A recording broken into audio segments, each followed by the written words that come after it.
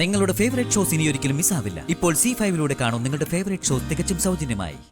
ഞാൻ പറയുന്നൊക്കെ അനുസരിച്ച് നീ ഇവിടെ നിന്നോ, നിന്നെ ഞാൻ എന്റെ റാണിയെ പോലെ നോക്കും.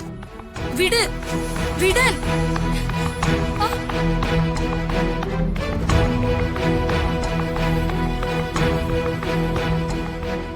ഇനി നിനക്ക് അനുസരിക്കാൻ മനസ്സില്ലെങ്കിൽ ഇവിടത്തെ നിന്റെ ജോലി ഞാനങ്ങ് അവസാനിപ്പിക്കും. വിട്. പറയുന്നത് കേട്ട് മര്യാദയ്ക്ക് നിന്നോണം. വിട്. ദീപക്,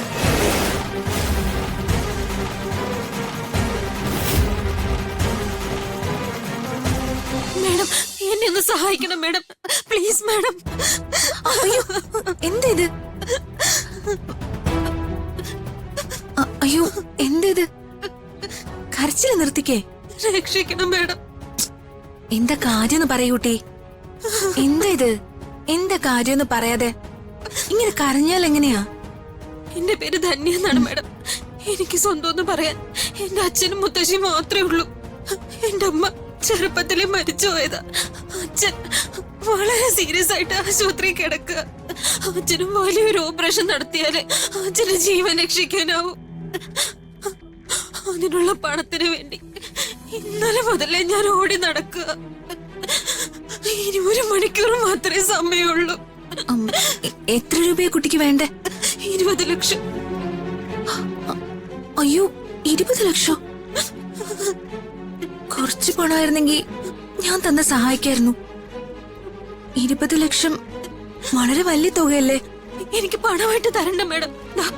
ഈ പേപ്പറിൽ മന്ത്രി വർമ്മ സാറിന്റെ ഒരു ഒപ്പ് കിട്ടിയ മന്ത്രിയുടെ സഹായനിധിയിൽ നിന്ന് ആശുപത്രിയിലേക്ക് പണം ക്രെഡിറ്റ് ആവും.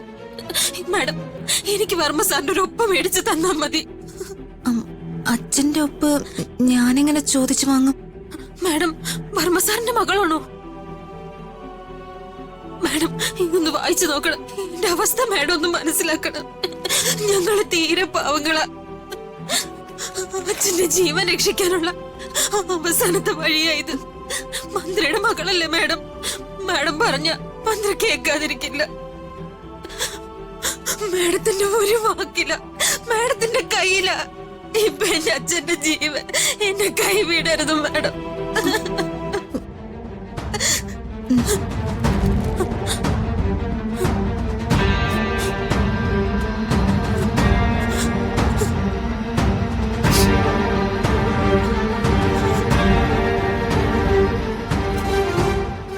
ഈ കുട്ടി നുണ പറഞ്ഞതല്ല, സത്യമാണ്.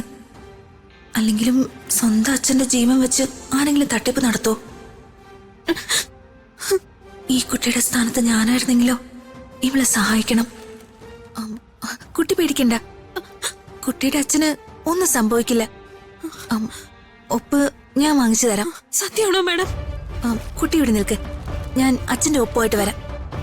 കുട്ടിക്ക് കുടിക്കാൻ വെള്ളം വേണോ? വേണ്ട മാഡം, എനിക്ക് എത്രയും പെട്ടെന്ന് മന്ത്രിയുടെ ഒരു ഒപ്പ് കിട്ടിയാ മതി. ധൈര്യമായിട്ടിരിക്കെ, ഞാനിപ്പോ വരാം.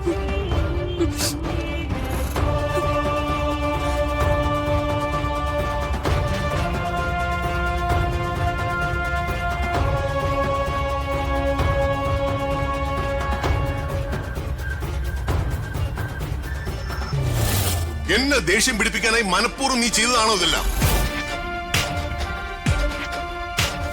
എന്റെ വീട്ടിൽ ചില കാര്യങ്ങൾ പാടില്ല എന്നുള്ളത് ഞാൻ പറഞ്ഞിട്ടുള്ളതാണ്.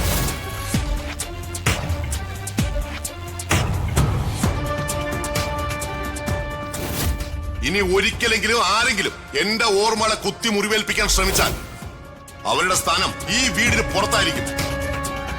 അച്ഛന്റെ മുറിയിലേക്ക് കയറാൻ ധൈര്യം വരുന്നില്ല. അച്ഛൻ ദേഷ്യപ്പെടും, ഉറപ്പാ. അച്ഛന്റെ സിഗ്നേച്ചർ വാങ്ങിച്ചു കൊടുക്കാന്ന് ആ കുട്ടിക്ക് വാക്കും കൊടുത്തുപോയി. ഇനിയിപ്പൊ എന്ത് ചെയ്യും?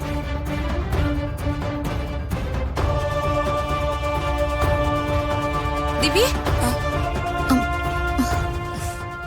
എന്താ മാഡം? അച്ഛനകത്തുണ്ടോ? ഇല്ല മാഡം, വർമ്മ സാർ രാവിലെ തന്നെ എവിടേക്കോ പോയല്ലോ. ഓഫീസിലേക്കാ പോയെന്ന് തോന്നുന്നു. ശരി, നീ പൊയ്ക്കോ. ശരി. അച്ഛനെ തിരക്കി ഓഫീസിൽ ചെന്ന അച്ഛൻ ഇനി ഓഫീസിലില്ലെങ്കിൽ അത് ശരിയാവില്ല. ആ കുട്ടിക്ക് വേഗം അച്ഛന്റെ സിഗ്നേച്ചർ വേണമെന്നല്ലേ പറഞ്ഞത്? അച്ഛന്റെ സിഗ്നേച്ചർ നൽകാൻ താമസിപ്പിച്ച അത് ധന്യയുടെ അച്ഛന്റെ ജീവൻ ആപത്താ. എന്റെ അച്ഛൻ കാരണം ഒരാളുടെ ജീവിതം ആപത്തിലാവാൻ പാടില്ല.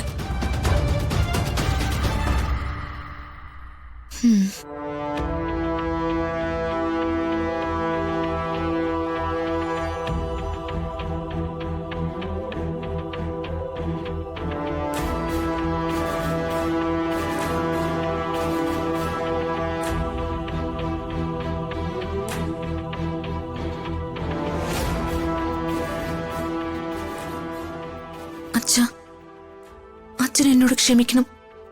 ഒരു പാവപ്പെട്ട പെൺകുട്ടിയുടെ, അവളെ ഏറ്റവും കൂടുതൽ സ്നേഹിക്കുന്ന അവളുടെ അച്ഛന്റെ ജീവൻ രക്ഷിക്കാനാ ഞാനത് ചെയ്യുന്ന. എന്റെ സ്ഥാനത്ത് അച്ഛനായിരുന്നെങ്കിലും ആ കുട്ടിയുടെ വിഷമം കേട്ടാ ഇതേ ചെയ്യുമായിരുന്നുള്ളൂ. ഇവളെന്താ ഈ റൂമില്?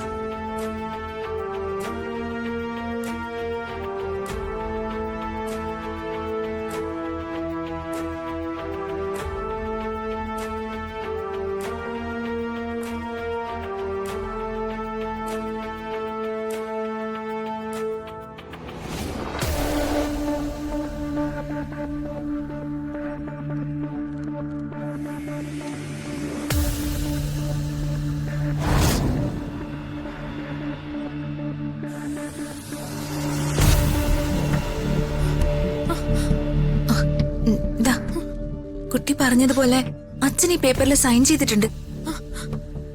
എത്രയും വേഗം ഹോസ്പിറ്റലിലെത്തി ഈ പേപ്പർ സബ്മിറ്റ് ചെയ്തോളൂ.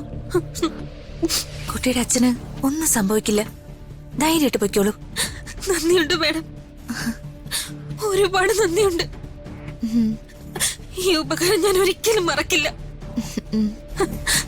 ശരി.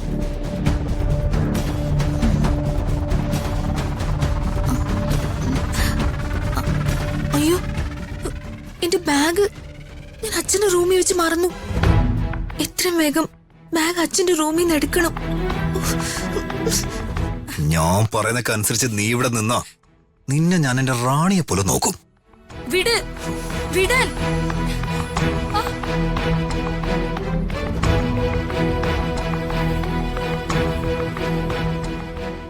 ഇനി നിനക്ക് അനുസരിക്കാൻ മനസ്സില്ലെങ്കിൽ ഇവിടത്തെ നിന്റെ ജോലി ഞാനങ്ങ് അവസാനിപ്പിക്കും. വിട്. പറയുന്നത് കേട്ട് മര്യാദയ്ക്ക് നിന്നോണം. വിട്. ദീപക്,